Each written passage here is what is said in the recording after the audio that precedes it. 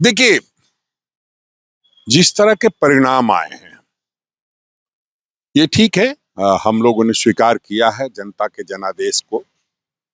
लेकिन जिस तरह से परिणाम सामने आए हैं, दोनों उप मुख्यमंत्री के अगर वोटों को देखेंगे, तो दोनों को बराबर वोट मिले हैं। तो ऐसे में कई बार संदेह पैदा होता है और कई बार ऐसा भी देखने को मिला है कि निर्दलीय उम्मीदवार को एक भी वोट नहीं मिला। अरे वो अपना तो दिया होगा। तो ये जो संदेह पैदा होता है और इस तरह के संदेह से जो आक्रोश पैदा होता है, वो आक्रोश जब जेनजी में पैदा होगा तो निश्चित रूप से ये सारी बातें सामने आएंगी। और हम समझते हैं सभी लोग इन चीजों का बारीकी से अध्ययन करने हैं, समझने की कोशिश कर रहे हैं।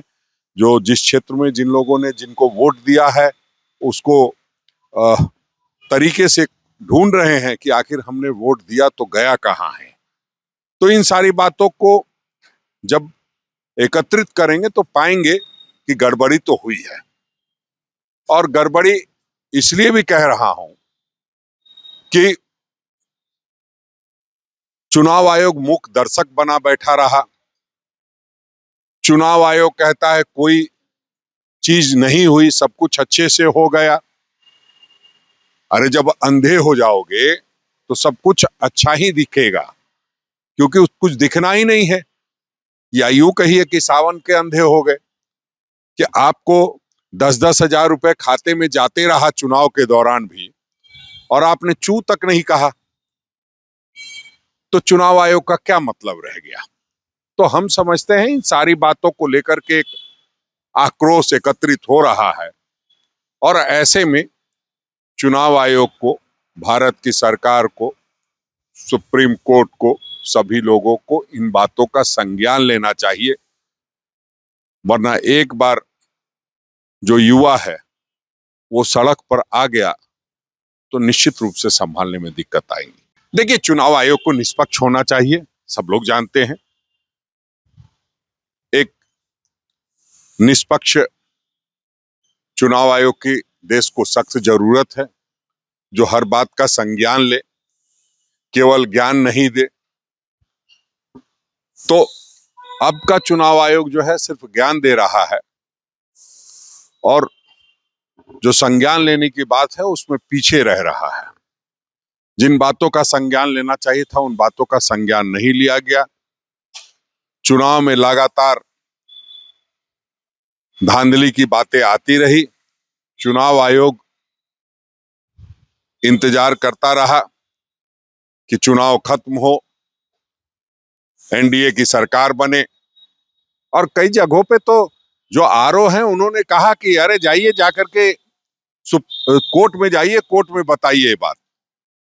जीविका दीदी जो वहां पर बैठ करके कहीं ना कहीं एनडीए के लिए काम कर रही थी, जब ऑब्जेक्शन किया गया हमारे उम्मीदवार के द्वारा, तो आरओ ने स्पष्ट शब्दों में कहा जाइए जाइए, कोर्ट जाकर के फैसला लीजिए। तो इसका मतलब चुनाव आयोग कह रहा था कि हमको जो करना है वो हम करेंगे। अब आप जाकर के दरवाजा खटखटाना है तो सुप्रीम कोर्ट का खटखटाइए, हाई कोर्ट का खटखटाइए, हमारे यहाँ कोई सुनवाई नहीं। देखिए, ये सारी एक प्रक्रिया है और उस प्रक्रिया के तहत उन्होंने इस्तीफा दिया है और नई सरकार बनाने जा रहे हैं। हम समझते हैं कि जिस तरह से जनमत को लूटने का काम किया गया है और जिस तरह से विधायकों की संख्या उनकी बढ़ी है, तो निश्चित रूप से सभी लोगों में एक चाहत होती है कि विधायक बने हैं तो मंत्री भी बनेंगे। अब भारतीय जनता पार्टी के लोग दबाव बनाने के लिए ज्यादा से ज्यादा मंत्री पद लेंगे। उसके बाद चिराग पासवान जी हैं, उसके बाद मांझी जी हैं, उसके बाद कुशवाहा जी हैं। तो तमाम लोग अब इस काम में लगेंगे और अभी तो उनका मुख्य काम यही होगा कि कैसे कौन कितना मंत्री पद हासिल करे, कौन कितना प्रमुख पद हासिल करे। 4-5 उप मुख्यमंत्री बनाए जा सकते हैं, क्योंकि सभी लोगों की दावेदारी बढ़ी है। जो दोनों उप मुख्यमंत्री थे वो पहले से हैं और उन्होंने भी जीत अच्छे तरीके से दर्ज की गई है। संयोग भी है कि दोनों को बिल्कुल एक समान वोट आया है, एक वोट इधर उधर नहीं है। तो इसलिए जब भी एक को बनाने की बात होगी तो दोनों को बनाने की बात होगी। तो इस तरह से अभी कई सारी चीजें हैं जो देखने को मिलेंगी। जनमत, बहुमत किस तरह से इकट्ठा किया गया है, सब लोग वाकिफ है।